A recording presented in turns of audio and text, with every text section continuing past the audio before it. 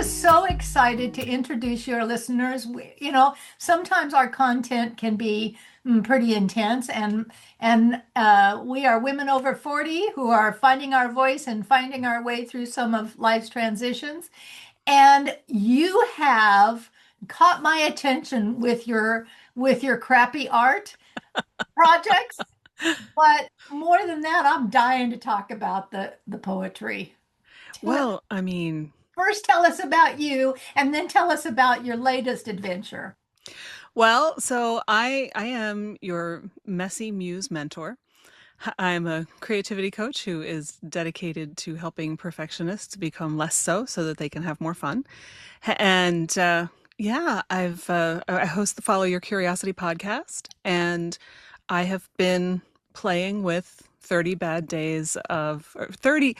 I keep saying this wrong. 30 days of no. 30 bad poems in 30 days. Oh my God. Behold, I demonstrate imperfection for everyone.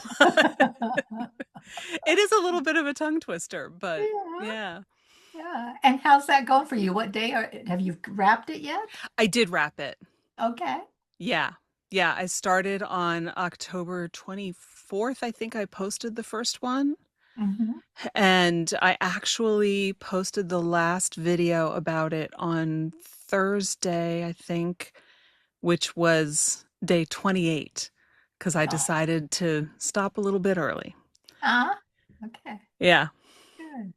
So you coach women how it's okay to be in the messy middle Yeah. and how to do that. How was your internal dialogue while you were putting yourself through your coaching program?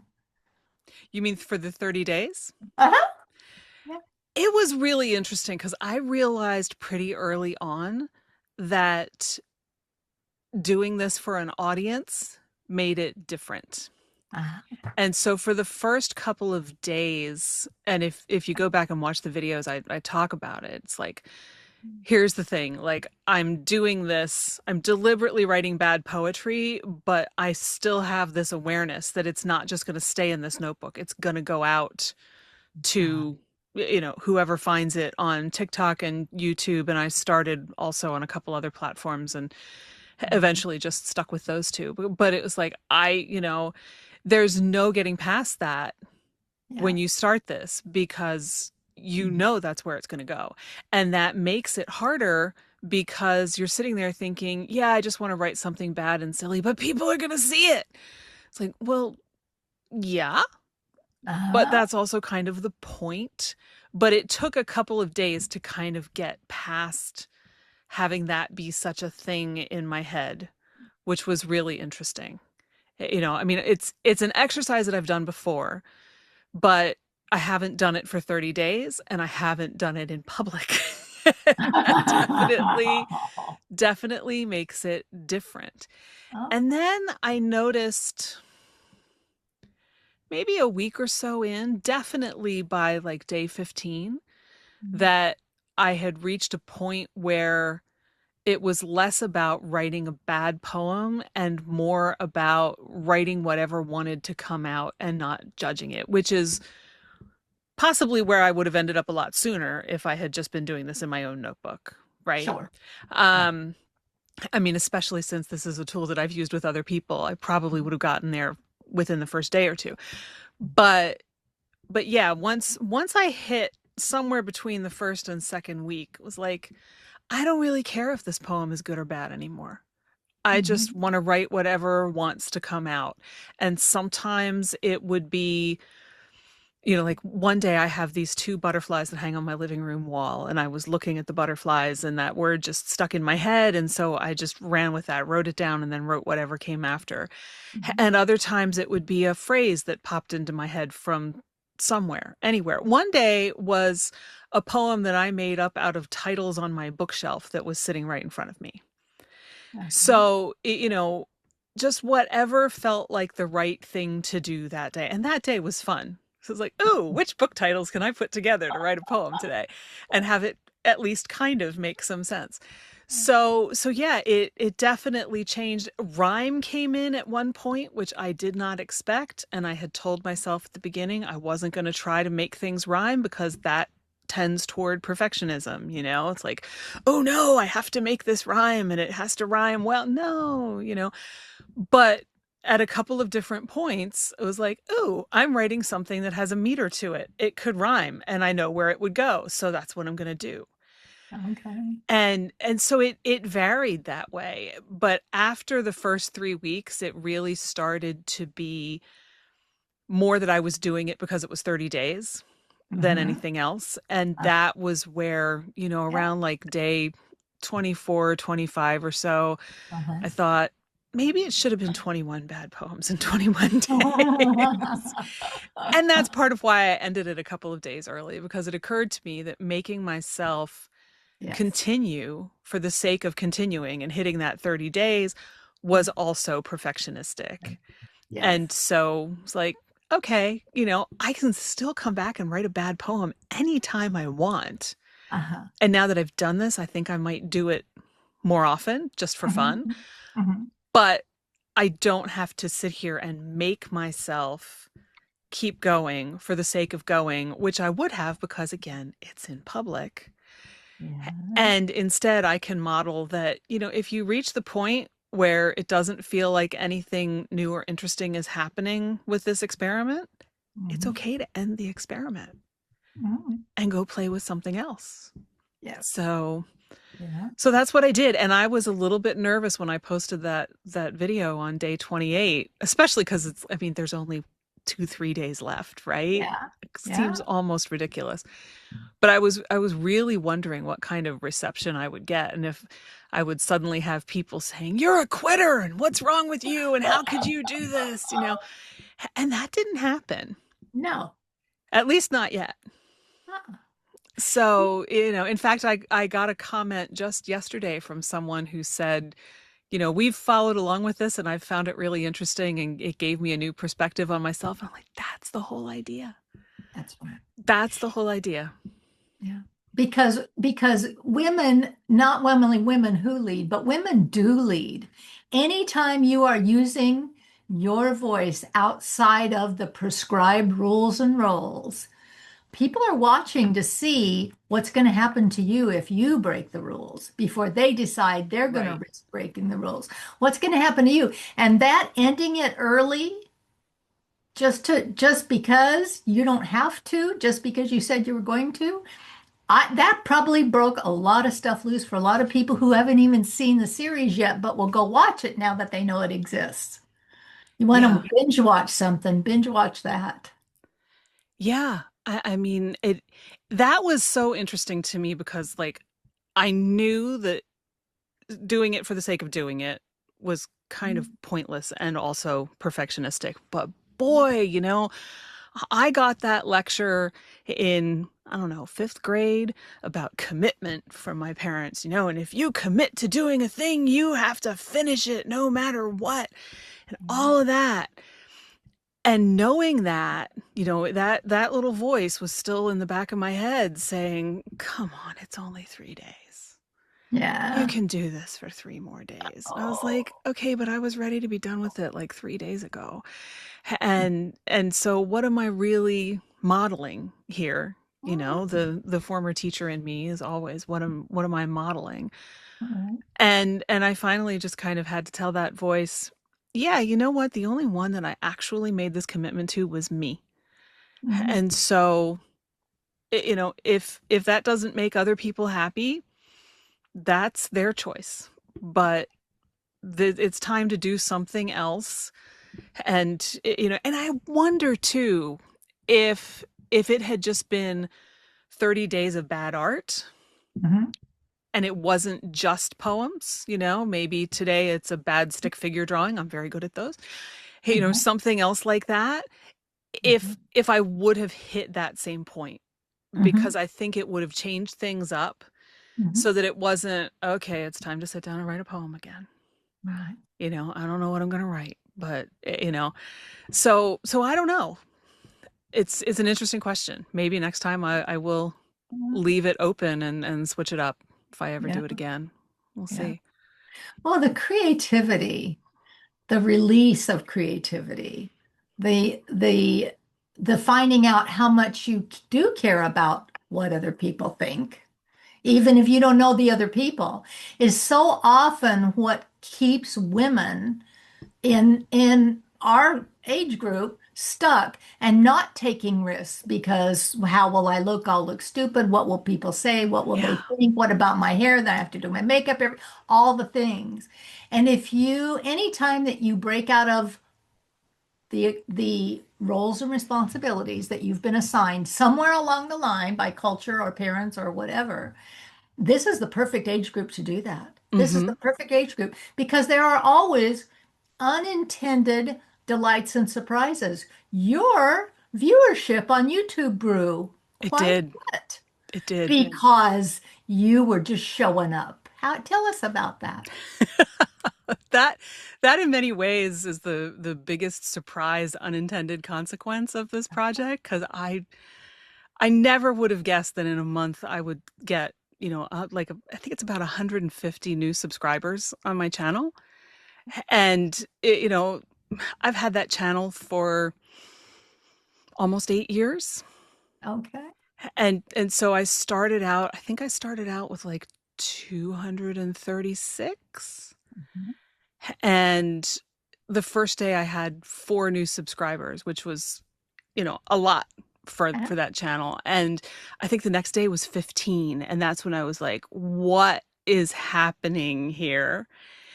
And it kind of, it got higher and then toward the end it got lower, which was kind of also when I said, I don't think it's just me. I think everybody's like, Yeah. okay. Um, but yeah, I have almost 400 now. And, I mean, that's still a very small YouTube channel, but for that in this 130-day period is remarkable. I mean, I just was kind of following the chart going, all I did was write a bad poem, but here we are. But I think, it is such a counterintuitive idea. And and people hear that and they're like, you want to what? Mhm.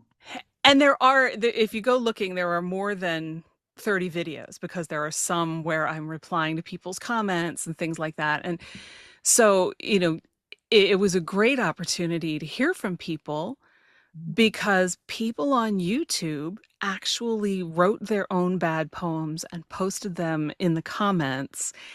And that just Ooh, blew me away. I mean, I was hoping that people would. I encouraged people to do that, but you never know if it's actually going to happen. right. And so, the funny comments were, that's not a bad poem. Like, yeah, that's sort of half the point is that the more you sit down to deliberately do the thing badly, the more the good stuff is going to happen because you've made room for it to happen because you're not judging it all the time. Right. And I wasn't judging it. I was just kind of like, yeah, here's today's poem. Uh-huh. And here's what happened when I sat down to wrote it or to write it and any other thoughts that came with it. But I think that idea is certainly when I first heard it, when I was doing Kaizen Muse coach training, I was like, I'm sorry, you want me to what? Like, what is that going to do? But it makes so much sense. Your inner critic gets fired up because you want to do the best thing you can possibly do.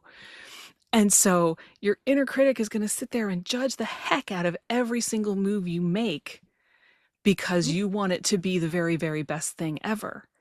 Uh-huh. But when you sit down and say, I'm just going to write a bad poem, your inner critic is like, yeah, okay, whatever. I'm going to go over here and watch TV and leaves you alone. And that is what makes the room for Mhm. good stuff to come out when you're intentionally doing something bad. Mhm. And so life reflects art or art reflects life. Yeah. When you work with women and you encourage them to do crappy art, which was the talk I heard, what is the life lessons that you typically see them glean from that? Generally speaking, they feel much lighter in their own skin Oh, because we also talk about, the self-judgment and the way that you talk to yourself. mhm. And also, if you look at all the rules, perfectionism can't function if there aren't rules, whether they're legit rules, rules that you made up for yourself, things that you've inferred from other parts of your life that it's trying to hold you to. I have to be this way or somebody's not going to like me. I have to do it this way or somebody's going to say this is a bad thing.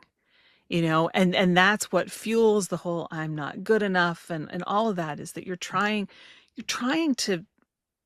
to perfectly adhere to so many rules, and some of them probably contradict each other, that it just, I mean, no human brain can do that for very long and not start to feel the effects.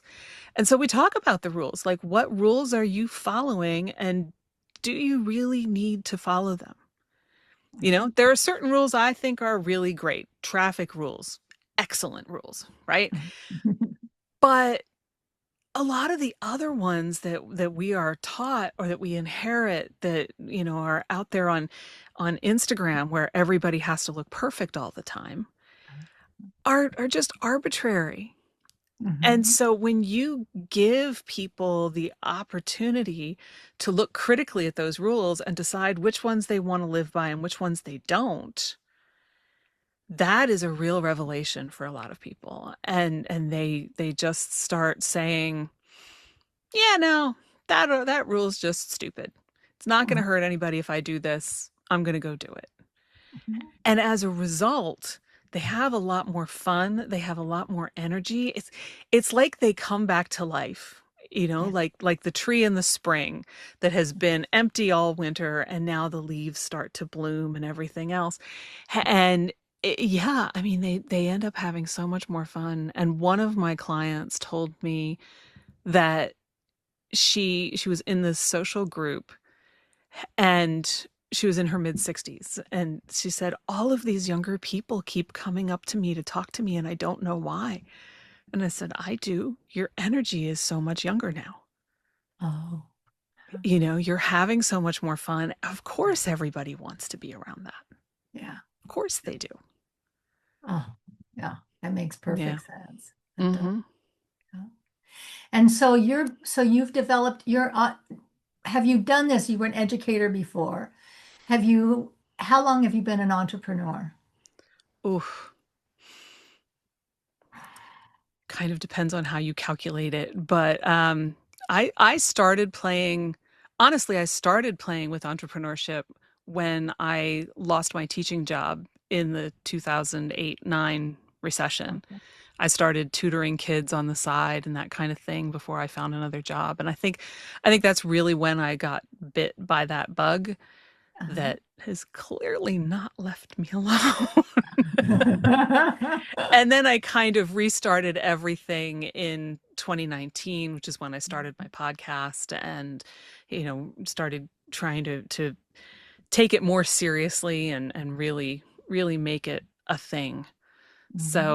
So yeah, Make it a thing. make it a real thing. Kind of like perfect art, trying to make it Yeah. a thing. Yeah, well, I see that and I wonder about because for entrepreneurs, the very same thing happens. We see the Instagram highlight reels and we compare our business to that business or our art to that art or our creativity to that creativity, which always leaves us feeling less than, right. okay, which does not help the entrepreneurial spirit that you need. It's a lonely journey we're on. Isn't it funny how when we compare ourselves to other people, it's hardly ever, oh, I'm so much better than they are. No, I know, right? And if it were, I'm so much better than they are, most of us would be alarmed by That's that. That's right. And Y- we you would know? quickly cut us back in down to size. Yes, Yes. before anybody else got a chance to do it. But yeah, when we compare ourselves to other people, it's almost always to find fault with ourselves. Comparison is a form of self-rejection. And so, you've got to be super, super careful with it. Mhm. Well, with that entrepreneurial spirit and with the building a business and try and make it real, whatever that means, there come, I'm just seeing the parallels between all the rules, what good art is, what bad art is, what a good business is, what a bad business is, how Mm-hmm. it ought to be, how it needs to be. And I, as an entrepreneur, and I've been dancing in this space since about 2010, so about 15 years. I've done it by everybody's book but my own until now. And I've done it by all the rules. And I've paid thousands and tens of thousands of dollars for the coaching Yeah. and the models and the this and the that I have implemented that didn't align with my creative spirit, but somebody else was making a fortune on it. And Mm-hmm. then I learned that the way people are making fortunes was by teaching people like me how to want what they had and do it their Yeah. way, which never worked. And just like diet mentality, and somehow that was my fault. And my Mm-hmm. fault was that I didn't dare to miss. I didn't dare to make a mistake. Yeah.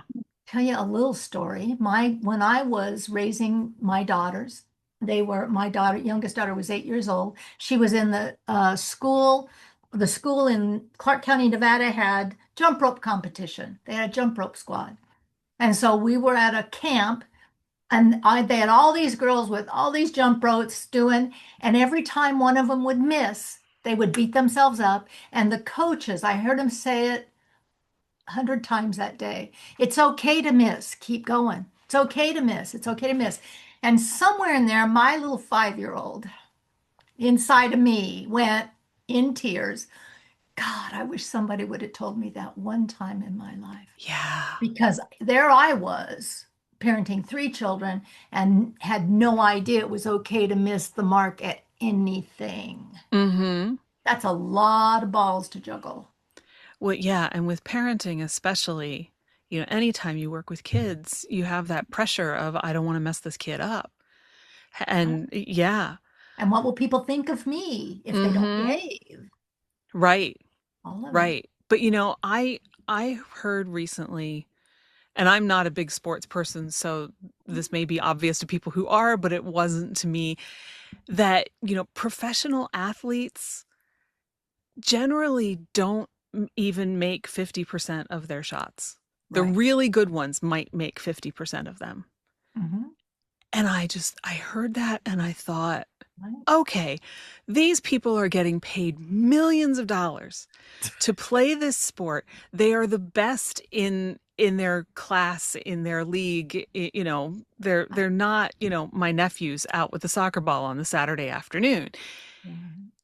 And they're only hitting the mark less than 50% of the time. So Hmm. why on earth does everybody else, creative people, plenty of people who aren't creative, assume that if they don't hit 100%, they're not good enough? Mic drop. Yeah. Yeah, it really hit me. Hmm. And I have, recorded a creative pep talk episode for my podcast about it because it's like maybe you didn't know this either. Right. But really, where did we get this crazy standard in the first place? And none of this means that you shouldn't pursue excellence, but excellence and perfection are not the same thing. No, excellent is a 50-50 shot. Yeah, yeah, That's excellent. yeah. And perfection is usually an illusion. Yeah. Yeah. But so what's the payoff for being a perfectionist? I've heard people for a long time, clients who've said, "Well, I'm a perfectionist and so Yeah, I can't do it until I get it perfect." And it's like, well, that is a wonderful distraction to keep yourself from feeling bad if you don't get it right. And so they never start. Do you know 86% of women in our age group think they should write a book? Do you know how many do actually get one out in the world? 3% that sounds of about the right. 6% actually even get it out the door. The rest of them are going to die with the music still in them. Why? Because they needed Yeah, one more course or they needed to know one more thing, they needed to acquire one. We're ever learning and we miss our window of opportunity because yeah. sooner or later life ends. Right. We decide by not deciding, and we tell ourselves that we've made the decision because we assume that we won't be good enough at something. If you Yeah. think about how kids learn to walk. Mhm. There is no child who has ever spontaneously started walking without first taking a step, maybe two, and falling flat on their face, Yeah. picking themselves back up, and going until they finally stop falling over and make Mhm. it across a room, Mhm. right? That does not happen in nature, Right. ever. And Yeah. yet, somehow we assume, maybe because we're adults now, that we should just be able to go and do something right on the first try when we've never done it before, Mhm. and not be willing to let it be bad, to experiment. That's how you learn, and see what happens with it. And the things that you just mentioned, the I have to do all the right things, I have to get all the right qualifications, I have to have all the right supplies, or I'm not going to do it at all because I won't be able to do it well enough, Mhm. which is the really insidious form of perfectionism. I Mhm. didn't think I was a perfectionist until I was doing coach training, and they asked me 3 times. And that was the third question. And that's when I stopped breathing because I said, oh, that's me. We don't realize that you don't actually need any of that stuff for an awful lot of the things we want to try in life. Mhm. Obviously, if you're going to bake a cake, you do need the right ingredients for that. But if you just want to play with watercolors, all you need is watercolors and something to put them on and a brush. Yeah. They don't have to be wonderful to start. Mhm. I did bad poetry because most people have a pen and a piece of paper. Mhm. But you don't really need all of that stuff because it's not gonna be perfect right out the gate. You can buy the cheap art supplies until you start to feel like it's worth having the expensive ones. Mhm. And that gives you the freedom of, I'm not wasting expensive art supplies. Mhm. I'm just playing and seeing what comes up and what I learn from this. I think we forget that this is a learning process. Well, I think that we stay in our head. And what I love Mm-hmm. about art and your style of art is that it takes you out of your head, permission, right into your body where it does things you didn't know it could do or that doesn't do what you think it ought to do. In women I worked with, the question has always been they think they're afraid of failure because what will people think and what will they look? But I've challenged them to say, or is it fear of success? Yeah, Because to whom much is given, much is required. that's If right. I'm successful, then I have to really show up. If Mm-hmm. I'm just playing around with it and I have to learn more, I don't ever have to really prove if I'm good enough. I don't have to see it and nobody else has to see it. But if I'm successful, everybody's going to look and then see in my world, my programming was people with money got talked bad about, people who thought too conceited got talked about. Mm-hmm. All right. So there's a whole bunch of, I don't want people to think that about me either. So I better just lay low so I don't and not ripple the water. Yeah. But you can only hold your breath underwater so long. And Yes. about 40, we start coming up for air. Yeah. And the other thing with all of that is that that's how we disconnect from ourselves. And to me, the thing that is really magical about creativity is that it is the fastest way to get you back to that person that you were before all of those rules started to hold you down. People try to tell me all the time that they're not creative, and I'm like, okay, but you're breathing, so I'm pretty sure you are. At one point, you were that kid who built stuff out of Legos and drew all over, possibly all over the kitchen table, that made things out of the twigs and the leaves in the backyard just because they were there. And now you want me to believe that you're not creative? No, you are. You just lost touch with that part of you, but it's still there. And as soon as you start to let yourself play again, even if it is just bad poetry or bad stick figures, you start to unearth that part of yourself. Mhm. And then, the potential is enormous. Right. And you can take that as pressure if you want, though I hope you won't. Or, you can just view it as play. Like this is that thing that I loved when I was a kid that I forgot about that I thought I couldn't do as an adult, and I'm going to go do it anyway because I love it. Yes. Yes. Yeah, that's all you need.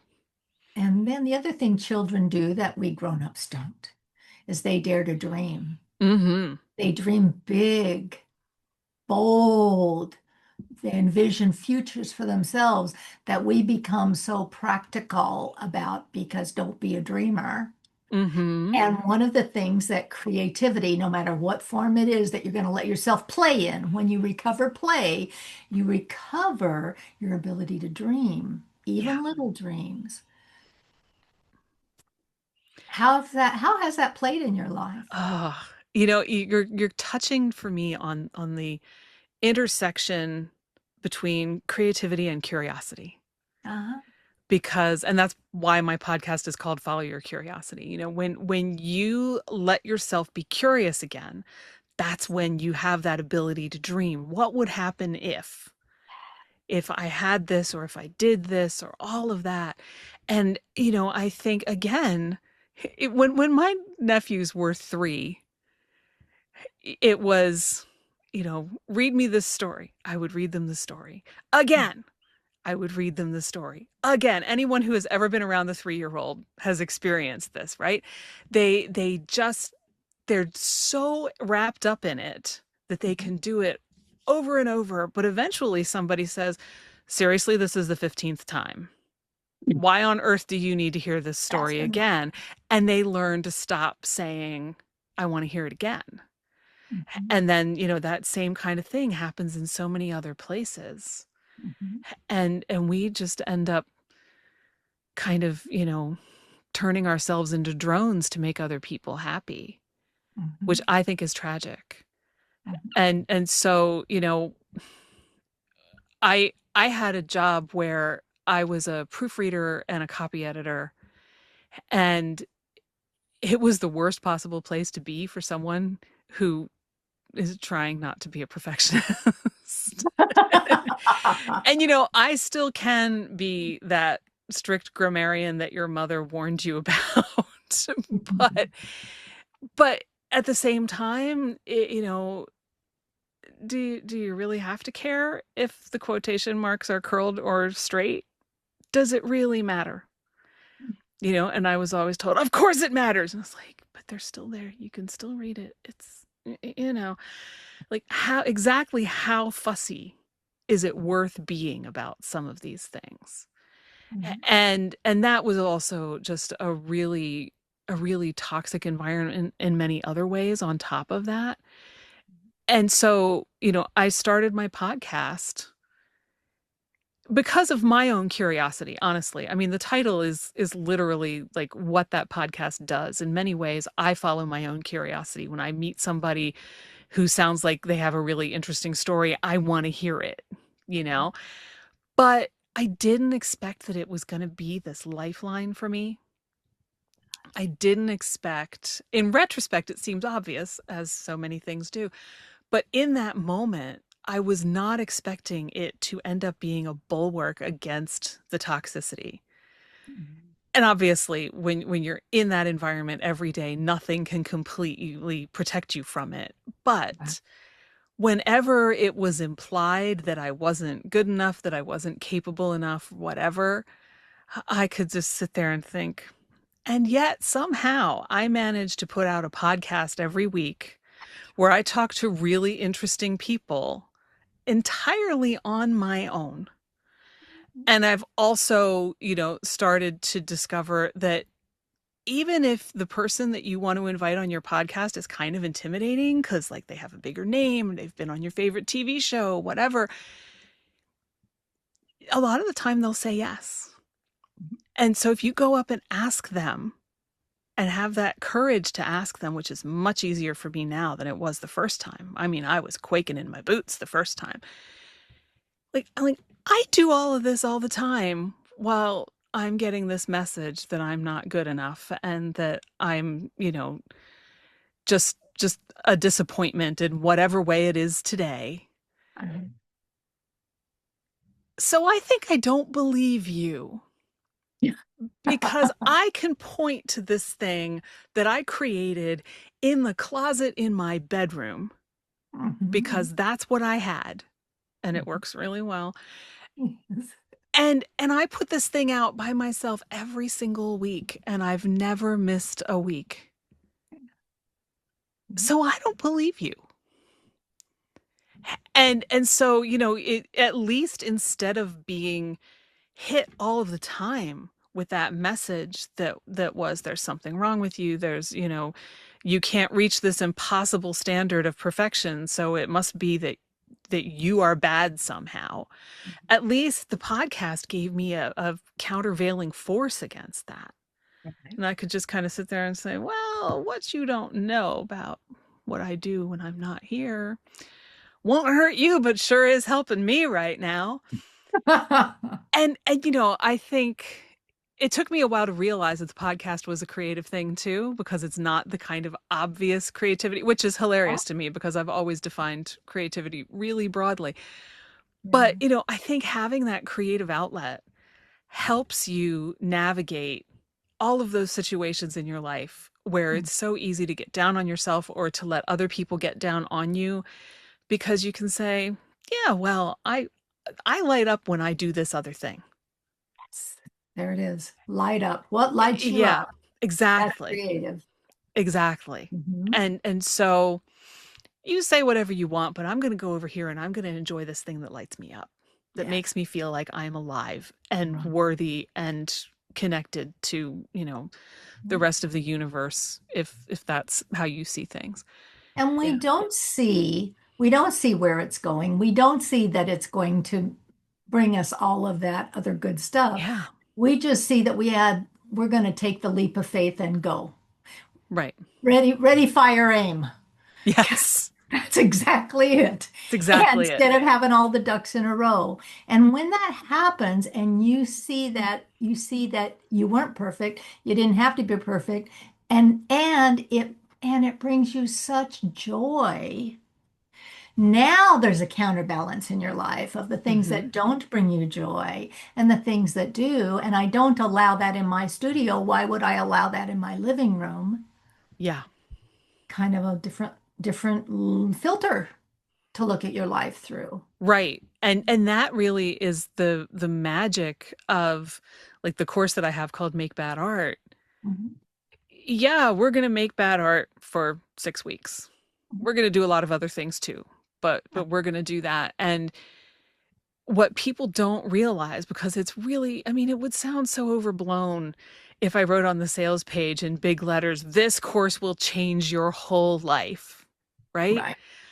But this course can change your whole life Yes. because it gets into all of those systems and all of those parts of you. I mean, even, some of my clients have talked about how like their relatives came to visit while they were in the middle of the course and it went so much better than it did before because they had really let go of that perfectionism and self-judgment for themselves, which meant they could do it for other people too. Yeah. So yeah, I mean it's bigger than just writing 30 bad poems in 30 days.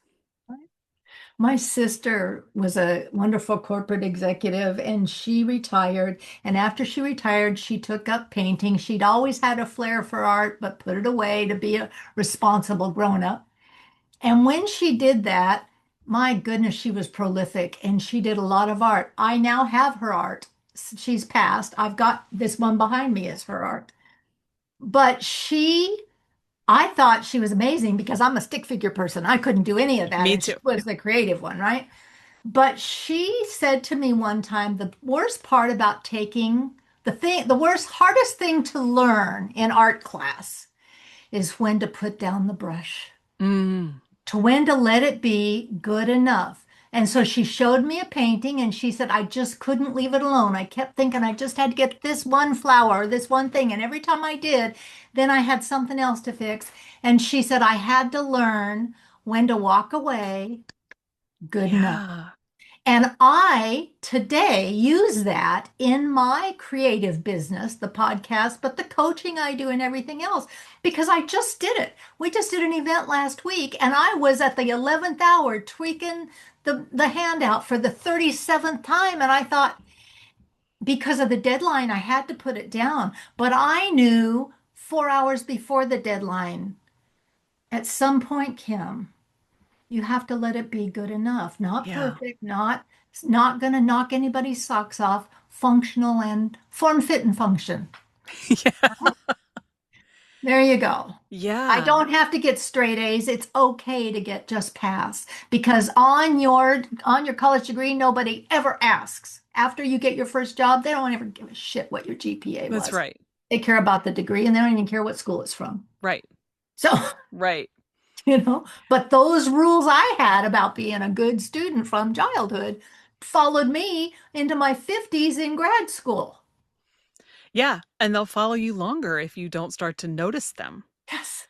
You Yes. know, I mean, you mentioned the grade thing. I remember my dad telling me, and he was an engineer, a little different than being an English major. And he was telling me how, they're going to look at every grade on your transcript when you go to get a job. Like, wow, no pressure there, Dad. I don't think anybody ever looked at my grades on a transcript. you know? Another school, that's all. But I think when he went for his first job, Yeah. I'm sure they did. Yeah. You know?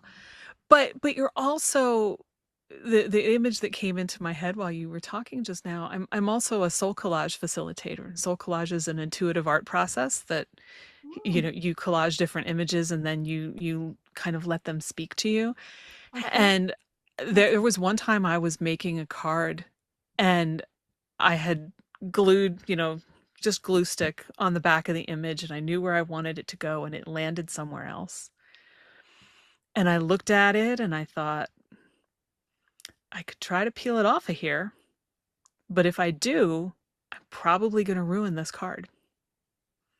Or I could say, I guess this is where this image is actually supposed to go and leave it. And that's what I did. And that was the first time that I realized that that process could really be helpful against perfectionism too. Because, sometimes now I'll make cards on Photoshop, but if you're actually working with glue and paper, the paper's not going to be very forgiving if you try to pick up that image and move it. And so, yeah, it's like, I think I'm going to go with that's just where it was meant to be Mhm. and left it there. And so, yeah, you need those experiences that kind of teach you. It's Well, time to let it go. That may not be what you had in mind, but it still works and maybe works better depending on what it is you're trying to do I than, think the you medium know. matters. I think Mhm. the medium matters too, because I've done, what did they used to call those dream boards, where we'd take, Mhm. magazine clippings and all of the things of your dreams and put them on poster board, and then I did them digitally for a while, and that was great. You could be much more precise Right. digitally, but it never had the impact on my soul that putting it through the ringer of the rubber cement and the cutting and the selecting and the envisioning Yeah. and the dreaming and then putting it on the wall so I looked at my creation with my very own hands. There's a tactile Mhm. healing. I don't, it's somatic. It's your soul collage. Tell us more.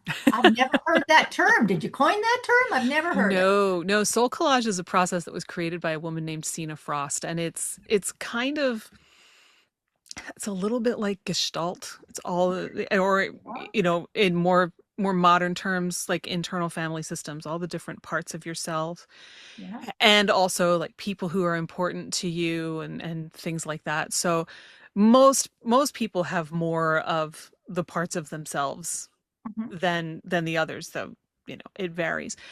But yeah, it's literally letting the images speak to you, and the way that you combine them can influence how you see them. It's really been the how do I want to say this? It's brought out more of my intuition than anything else. Hmm. Because now, I mean, when we start people with it, we have them pick one picture that has a face on it because it's easier to imagine the face speaking to you. But now I can kind of look at anything and say, what does this want to say to me? I'm sitting here in my closet. I could ask this jacket if I wanted to. It's a little bit absurd, but I could. Hmm. And see what it seems to want to tell me. And so it's really, listening to that voice of Just another whatever it way is to that you're tune looking in. at. Hmm. Yeah. And I have had people tell me in workshops that it's like going back to kindergarten because it's cut and paste, and you're making this 5x8 card and then keeping it in your collection. And from time to time, depending on, they're a little bit big to use them like a card deck. You can't shuffle them because we make them on mat board, Hmm. but you can still pick one at random for the day and see what it has to tell you. Hmm. And really, it's what you are telling yourself through the medium of looking at that card. Uh-huh. Yeah, Yeah. it's Yeah. powerful stuff. So all of that, I'm so fascinated because I've done somatic healing and I encourage people to do that, breathe and all the things.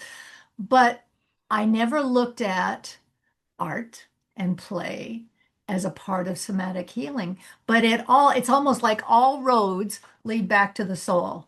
Oh, yeah, I think so. All roads lead back to that still place inside that you were designed for Mm-hmm. before the noise got in the way. Yeah. And I think that's what I like about this season of life is that the noise dissipates when the kids move out or the job ends with or without your consent or whatever happens Mm-hmm. or the pandemic happens Yeah. and you Yeah. have nothing but time to take a stop and take stock.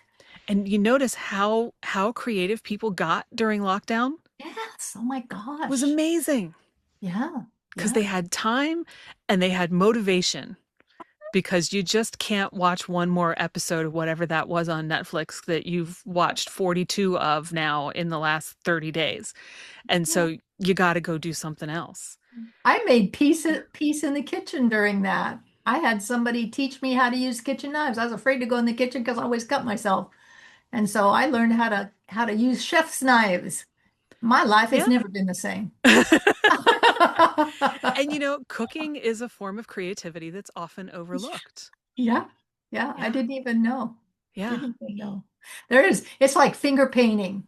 I love to do things with my fingers in the dough, Mm-hmm. it's satisfying in ways Oh, yeah.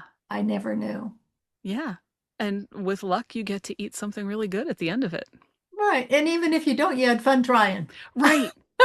Right. I mean, if you burn it, you're probably going to be disappointed, but you Yeah. may know what not to do next time and So give it you another find when chance. people are not wanting to start, when they're stuck, they don't want to risk, they don't want to start, they don't, they learn about your program, but they don't know it because they don't do it. They've got fears, Hmm. all the fears that are backing them up. I like to counter those with possibility thinking, what I call possibility thinking, which is, yeah, your fear. What's the worst thing that could happen? Yeah. And they'll say the worst thing that could happen is my mom would see this on Facebook and I will say, and then what? Well, and then she'd tell my aunt, and then it'd be family gossip. And then what? And by the time you get there 5 times, the and then one is not so big of a deal. And so then you can flip it and say, and so it's entirely possible that this crappy poetry or this, poor poetry, what's your Yeah. word, your poetry I just thing? called it bad poetry, Bad but poetry. yeah. It's entirely possible that it could change the trajectory of parts of your life you haven't even Yep. uncovered yet. It's Hmm. entirely possible that you could end up being a little bit of a superstar on YouTube where people have never seen you. And I Yeah. look at it, I've only got 50 followers on Substack, but I look at it like if I have 50 women in a room, I am the star of the show. That's right. And I'm thrilled they're there. So I am not going to get caught up in the algorithms of who says how many does it take to be successful. It takes And me showing 50 up. women in a room is a lot of women in a room. It is. For who are watching what you're Yeah. doing and who are engaging in conversation. I You're mean, building community. that would be an incredibly successful workshop, Yes, it would. you know? Mhm. And yet we get seduced by the idea that, oh, so and so has 1 million followers, and Right, you right, know, kind of like my mom would see it on Facebook, so don't post it on Facebook. You know, right. you do have control over where that goes. Yes. You can decide who you want to show it to, which is something that I talk to people about all the time, because if you are starting a new project and you're super excited about it, right? Because pretty much everybody is when they start a new project. Your impulse can be, I'm going to show this to everybody. I'm going to show it to my mom and my next door neighbor and my dog walker and everybody. And the problem is, not everybody is as excited as you. Of course not. It's not their project. And if you show it to people too early Mhm. and don't have super good boundaries with those people, they're going to start to ask you questions like, do you really think you're going to finish this book? Or do you really think that character should have this name? Or, you know, this looks a little weird to me. What are you trying to do with it? Which are the kind of questions that for a lot of people will say, never mind. I loved this idea, but I'm clearly not good enough to do this.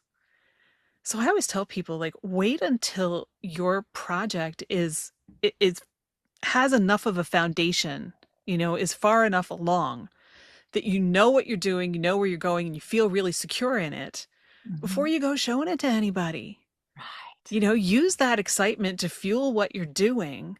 Mhm. Don't give other people the chance to accidentally, with the best of intentions, shoot you down too soon, because that just will get into your head and make it so much harder. Keep going until it's something that's real for you, and not just that fledgling idea that's made of gossamer and moon dust and will evaporate as soon as a spider lands on it, right?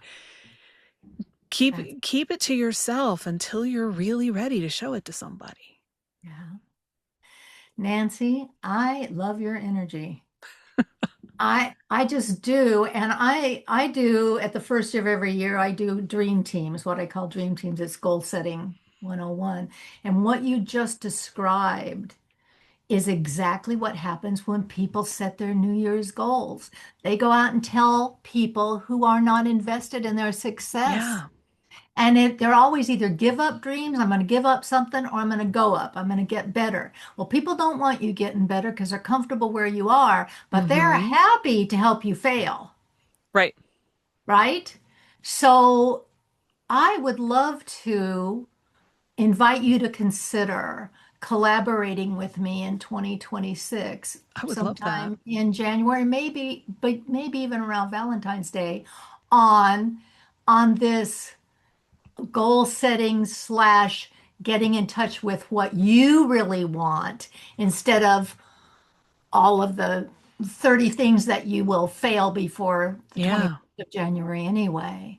Because I think that you and I are touching the same places in people in different ways. And the places I can't get to, your art will bring them to your vision. And the places they can't get beyond because they've got stuff under the surface, I can get to. Uh, Yeah. I'm fascinated, and I've never done that online before, but I just want to invite you to consider collaborating in 2026 I would love on an to. event. I think it Yeah. would be killer. I think it'd be a And lot of fun.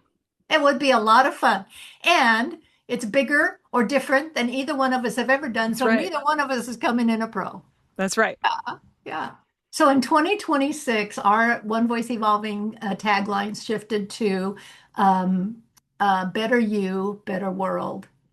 Because it was Wayne Dyer who said, when you change the way you look at things, the things you look at. Mm-hmm.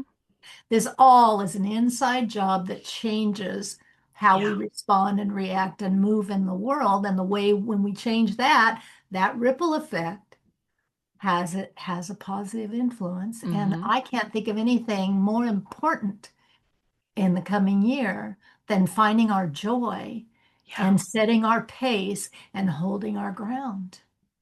Sounds good to me.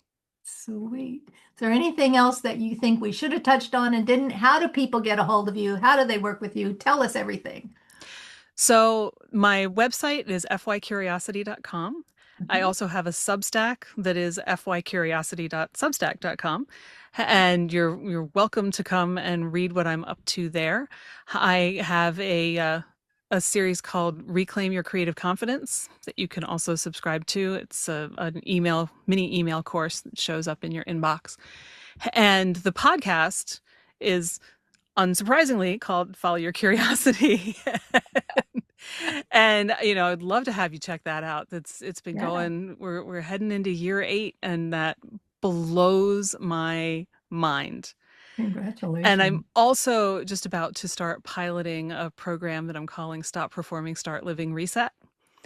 That's just a simple, for the pilot at least. We'll see what comes out of the pilot, but it's just a simple 1 hour session with me to figure out what the easiest thing is to change for you to start getting unstuck and back into your creativity or whatever form that takes. And then a check-in call later on to see how everything's gone. And for the first 20 people in the pilot, it's $77. So it's really accessible. And then we'll see where it goes from there. But for now, that's that. And for that, you can get in touch with me, I'm on, gosh, I think I'm on everything but Facebook and Twitter. Okay. So you can find me there. My handle is usually, again, surprisingly, FY Curiosity. Or you can just email me at nancy@fycuriosity.com, because I'm keeping that one so simple. Just email me or DM me and we'll set something up. So, Perfect. yeah. Perfect. And with AI doing what AI does, I have discovered that the only way to own your content is to be your content, and the only way to be sure it's you is to be live interaction, Yeah. high touch, low tech. Yeah. Here we are. Which is my favorite way to connect with people anyway. It is. It Yeah. is.